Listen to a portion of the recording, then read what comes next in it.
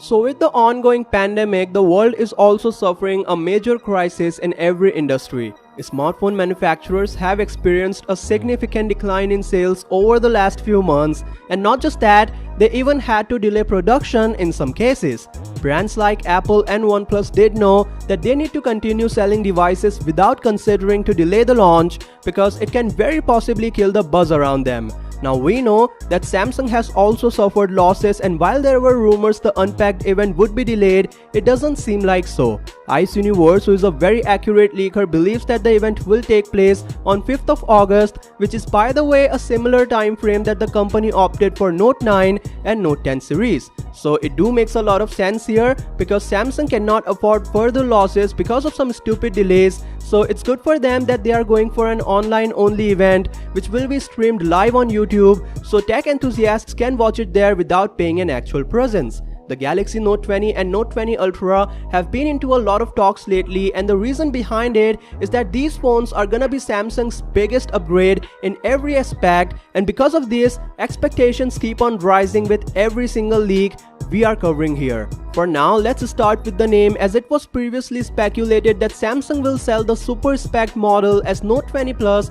but things took a turn this week when there appeared an evidence online, which I just don't call a leak. Instead, it's an official listing. I'm talking about this Bluetooth certification which clearly mentions the name of the Galaxy Note 20 Ultra, and let me tell you this, it's the same model number which was previously called Note 20 Plus, so I don't see a third Note 20 variant in works, which is totally possible, but right now all of the information is in the favor of Note 20 Plus rebranded to Note 20 Ultra. The name itself creates a strong possibility for Samsung to sell it for a really premium price tag, and that actually sucks. But again, with the price you are paying, you are uncompromised with features. The biggest improvements remain for display, processor and camera, and even though there's a downgrade in battery capacity, the LTPO display will make up for that by consuming less power. Additionally, Samsung is currently working on Exynos 992, which hopefully is not a resource-hungry processor. Samsung has to make sure of that, after all they faced a lot of criticism for offering inferiority with Exynos variants of Galaxy S20. But there's also one major aspect we appreciate S24, the camera. It's possibly the best configuration on paper, and while we are addicted to this particular upgrade, Ice Universe made sure to reveal what exactly the Galaxy Note 20 Ultra has to offer in this region.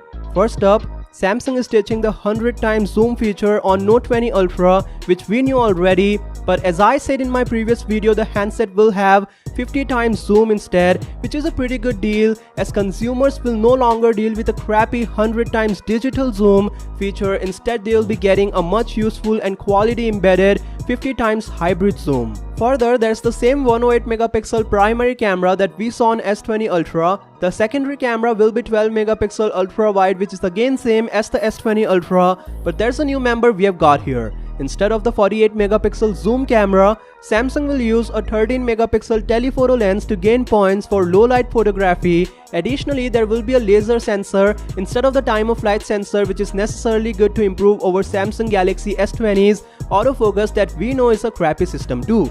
Moving on, we're not just here for Note 20 Ultra because there's a pretty exciting leak associated with Note 20. According to some renders provided by a case maker, the Galaxy Note 20 will not admire a curved display like the Note 20 Ultra does. It's surely a good news for consumers who are not a huge fan of curved displays because of some issues that we have to face with them, like accidental touches, and no matter what software techniques companies use to prevent them, it doesn't seem to be 100% accurate every time. Secondly, they are more susceptible to damage when dropped, so that is most certainly the reason to ditch them, because no case can 100% prevent them from a damage like that. Still, Samsung will sell Note 20 Ultra with a curved display, as you can see here, so yeah, you have got options to pick up from.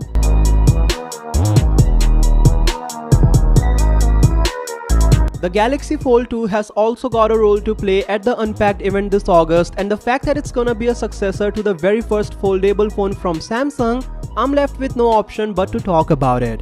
According to the information from various leakers, this foldable guy will sport a larger front display, improved cameras more or less similar to Galaxy S20 Plus, a 120Hz main LTPO screen, and more importantly, a bigger outer display. Now you must be thinking what type of changes will target the inner display to make it more susceptible to minor scratches and all, because that's what's missing on the Galaxy Fold right now. So here's the thing, Samsung will implement ultra thin glass to provide better hardness, feel more like your regular phone, but you see, this will guarantee impact resistance up to a certain limit, and also Samsung is going for UTG. There's not gonna be S Pen for Galaxy Fold 2.